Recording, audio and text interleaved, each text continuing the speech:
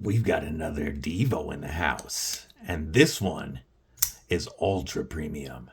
It's also ultra sold out. So unless you're lucky enough to find one on the secondary market, this might be your only chance to see one. And you don't want to miss out on what might be the dopest dope that the Divo boys done dropped. So stick around.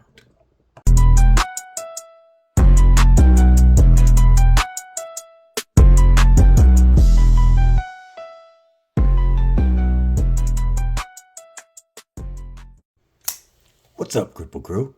EDC with DBD, disabled but deadly. And you guys have seen the Divo Nip Light on my channel. This has been a really fun knife to experience. It's about to go on to the next person. And this one is still available. You can pick up, I believe, the purple version at, or it might be the black one, at the Divo website. But you can also pick up this blue exclusive version at White Mountain Knives. So check it out. Well worth. This is a sub $100 banger, and it's a fantastic knife. But it's not the knife we're here for. Before I show you the knife we're here for, make sure that you stab that like button like you mean it. Slash that subscribe button. I'd love to have you here, and you're not going to want to miss all the dope EDC and knife content coming your way. Also, drop a comment below. Let me know what's in your pockets. Not only do I like to know what you guys are carrying, but hitting that like button and leaving a comment really helps push this video out so that more people can see it, and I really appreciate that.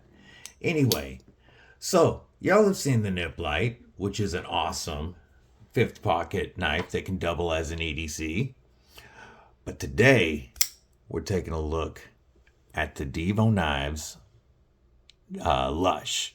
Can't believe I almost forgot what I was saying. The Divo Knives Lush. It's so beautiful. It just takes my words away.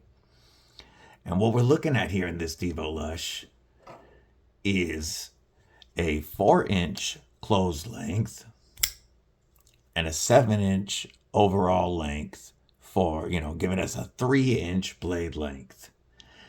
A cutting edge of 2.75 inches, and this gorgeous sheep's foot blade with a machined hollow grind on this beautiful S90V blade. That's right, folks. S90V. That mythical steel that everybody wants. Now, this is my first experience with S90V, so when I get into that in a moment, I'm not going to pretend I am an expert at all. I'll just be telling you what I've heard and what I've read about it. However, continuing with the knife, we're looking at an overall weight of 2.9 ounces. We've got titanium frame and bolsters with a titanium backspacer. A deep carry, wire, tip up as the gods intended, pocket clip that is reversible. You know lefty's going to have some lefty love when they're coming out with these Divos. And of course, this one has the gorgeous purple fat carbon that I don't think this camera or the camera really does it justice for how nice this looks in person.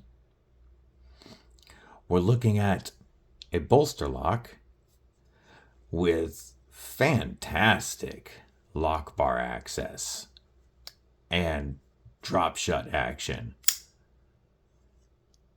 That being a bolster lock, it keeps me from locking myself out whenever I go to open this knife.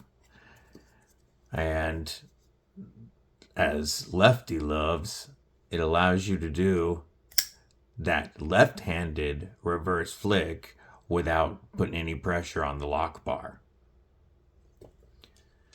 Oh man, this thing is so nice. So we've got the long fuller running most of the length of the top of the blade, And it's so easy to flick off, and it's tuned so well that I can flick this off of any place on that fuller with any finger, and it just flies open. It's beautiful. It's got a front flipper that I'm sure is a fantastic front flipper. But I'm getting a lot better at it. I'm figuring it out. When I first got this thing, I couldn't do this front flipper to save my mind. I'm sure it was a good front flipper. I just wasn't figuring it out. However, now I think I can do everything but this, and I'm not going to try this. Yeah, I'm not even going to mess with that. It's not my knife. This did come to me via the Lefty Pass Around group. So I'm getting a lefty knife via the Lefty Pass Around group. And if you're not familiar with Divo, which I don't know how you wouldn't be by now, Divo was formed by Lefty EDC, Kev, and Colin Mason Pierre, a fantastic knife designer. And they've had home run after home run, all named after drinking terms. Whoop, we had the Nip Light. And now we've got the Lush here. You've had the Growler, the Stout, the Mash. Just had the Tall Boy that sold out every version, every retailer in less than 30 minutes. This knife also sold out very quickly. So unless I score one on the secondary market in the future, this was my chance to experience this knife, and I wanted to check it out. And I have to tell you, 7 inches on this just feels perfect, and it feels like it was made from... I've said this on a couple of knives, but it's... You know when a knife feels like it was made for your hand. And this feels so perfect for my hand. However I'm holding this knife, it feels like I'm locked in. So I've got 4-finger grip back here from the bolster back. There's jimping back here. That's very, very good jimping, very usable. But what's nice is this very generous and comfortable finger choil. And the jimping, it's what, 70% up the blade. And that lands perfect for my thumb. Ooh, I almost got myself with the S90V blade. That would have not been fun. And it lands exactly where I want it, and it grips my thumb perfectly. If I want to go to a pinch grip, my finger runs right across that tip of that blade, and I'm just locked in. This isn't really the knife, but I mean, any knife you have on you is better than no knife. So this could end up being your Avenger knife at some point. And I can tell you, it's comfortable in the Avenger grip. And with that hollow ground S90V blade and having a straight edge, you're going to make very, very deep cuts into that beef jerky. A straight edge means that the pressure of the cut goes all the way out to the tip. So you can make long, powerful cuts or very deep, powerful slices. So now that I think about it, it actually would make a pretty good beef jerky Avenger knife. It's just, a gentleman's beef jerky Avenger. Okay, back to seriousness here. You're looking at T8 Torx titanium hardware, and T6s on the inlays, and a T6 for the steel lock bar insert. And these carbon fiber inserts feel great. There's no transition between them. There's no raised edges. It's very, very smooth transitions as I smack my camera. Hopefully it still looks decent. Very tight back here. The grain of that carbon fiber looks awesome. You know, carbon fiber is going to have some voids, but this has very, very minimal. As we work our way back a little bit, this wire pocket clip slides in and out of the pocket so easy. Pretty much any material. It'll go over shorts pockets really easy, slacks, jeans, any material. And it pulls in and out without chewing anything up. So good retention. I don't want to smack it on this carbon fiber, even though it's not going to do anything, but it's not my knife. But it has very good retention, and being carbon fibers relatively slick, it's going to go in and out of the pants very easily. Even though the handles don't have a lot of texture, with that jimping and the way that the handle is designed, I'm still locked in so well. We'll give a couple of quick size comparisons. First off, of course, we've got to compare it to the Divo Nip Light. As you can see, the Nip Light's a 5th pocket carry. It's quite a bit bigger than the Nip Light. Let's grab a Benchmade bug out. And pivot to pivot, we are slightly shorter in both blade and handle than the Benchmade bug out. How about the Bowie Pyrite? Bowie Pyrite, very, very close. Slightly longer blade on the Bowie Pyrite. How about, let's do a couple more. I'll give you a couple more quick ones. Whoop. How about, since we're looking at a Grail knife, we're going to compare it to another Grail knife. That would be the Ozark Grail. And just like the Benchmade, it's slightly shorter than the Ozark Grail. So 7 inches is a perfect EDC size, and this profile is going to fit your pockets very well. Being less than 3 ounces, this isn't going to weigh you down. But I know what everybody wants to know. They want to see that hollow ground S90V. Oh, there, that's right. There you go. There you can see it. S90V. You want to see that hollow grind slice of paper. Now, this is a pass-around knife, so I'm sure it's sliced a lot. But the thing about S90V is it's one of the longest steels in terms of edge retention. So S90V is a very wear resistant. Whoop, that was me. A very wear resistant. I hit the choil. Very wear resistant steel. It's very stain resistant, so you're not going to have to worry about this rusting on you. There we go. As long as you don't hit the choil, you're fine. And I can put my finger right up in there and not have to worry about it. The thing about S90V, it holds an edge for quite a long time. Longer than most steels on the market, except for something like, say, S110V.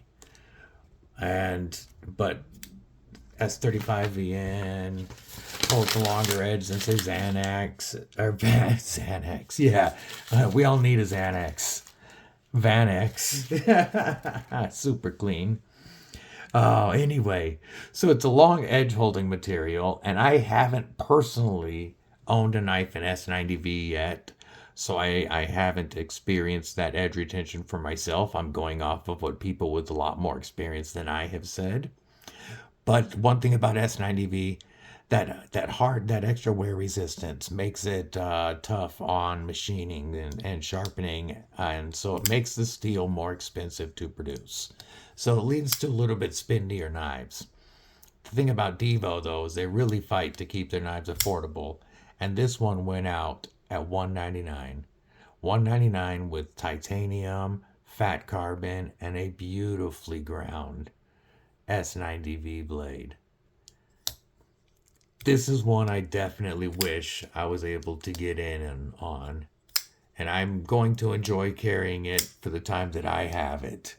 And you'll see it in pictures and such, and I might even do one more video before it goes out of here. But if you get a chance to pick one of these up on the secondary market from a source you trust like Blade Binge, I would grab it.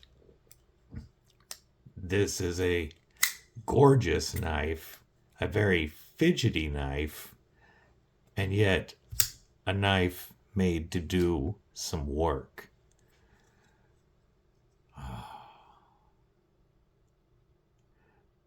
I'm just really admiring the craftsmanship every time I handle it, and I see just how tight everything is in here. You've got internal stop pins. Yep, internal stop pins. Oh, obviously, Kev and Colin are going to make sure there's a good sharpening choil. You can see where your plunge grind begins and ends. So you've got all kinds of sharpenable life on this blade. And as long as you've got, from what I've heard, I haven't owned and sharpened S90V personally, but as long as you've got diamond stones or something similar, you shouldn't have a problem doing it at home. It'll just take a little bit longer than some. You know, I would, if this was mine, after I'd had it for a while, I would try it on my WorkSharp Pro Precision Adjust fixed angle sharpener. But this is not mine, and I'm not going to have it long enough to wear down that S90V. So, take it from people like Neves and Lefty. You can sharpen it just with diamonds or something similar, and so a little bit of extra time. Neves talks about sharpening S90V. He would be the one that I would go to for the information on that. But I'd like to know what you guys think of this gorgeous knife. This is easily a 5-finger flick challenge knife. It doesn't matter what finger you want to use. Whoops. That fuller works every single time. It's just tuned so phenomenally well. Lefty, Colin, you guys killed it again. Don't forget, make sure you stab that like button. It really helps push this out to other people, and it helps grow my videos. And also, don't forget that as soon as we hit 500 subs here on YouTube, I'll be giving away a Rocktoll STO2. Brand new, shipping straight from Rocktoll to you. So get your friends to subscribe. We'll get there soon. Stay safe, stay sharp, stay safe, stay frosty, and stay deadly.